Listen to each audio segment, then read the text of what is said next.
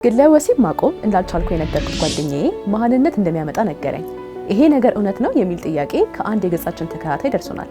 እስኪ በዝርዝር እንቃኘው። በአጭሩ ለመመለስ ያህል ግለ ወሲብ ለቋሚ መሃንነት መንስኤ አይሆንም። የሰውነታችን የዘር ፈሳሽ ወይም ስፐርም የማምረት ሂደት ቀጣይነት ያለው በመሆኑ ለዘላቂ ጉዳት አይዳርግም። ነገር ግን በአጭር ጊዜ ውስጥ በተደጋጋሚ የሚወጣ የዘር ፈሳሽ በጊዜያዊነት መጠኑ እንዲቀንስ ሊያደርግ ይችላል። ስለዚህ ልጅ ለመውለድ ጥረት እያደረጉ ከሆነ የዘር ፈሳሹ ጥራቱ እንዲጨምርና ቁጥሩ እንዲበዛ ለ2 ወይም ለ3 ቀናት ግለ ወሲብ ከማድረግ መቆጠብ ይመከራል። ከግለ ወሲብ ይልቅ ለዘር ፈሳሽ ጤና ጠንቅ የሆኑት እንደ ሲጋራ ማጨስ፣ ደካማ የአመጋገብ ዘይቤ፣ ከፍተኛ ሙቀትና ያልታከሙ ኢንፌክሽኖች ላይ ትኩረት ማድረግ ይገባል። ያለ ምክንያት ከመጨነቅ ይልቅ ትክክለኛ የአኗኗር ዘይቤ መከተልና አስፈላጊ ሆኖ ሲገኝ ደግሞ የዘር ፈሳሽ ምርመራ ወይም ደግሞ ሲመን አናሊሲስ ማድረግ የተሻለ መፍትሄ ነው። ሳይንስ ዛሬ ለብዙ ነገሮች መፍትሄ ስላለው በጭንቀት ሳይሆን በመረጃ ይመሩ። ማንኛውም ጥያቄ ካለው በውስጥ መስመር ይላኩልን።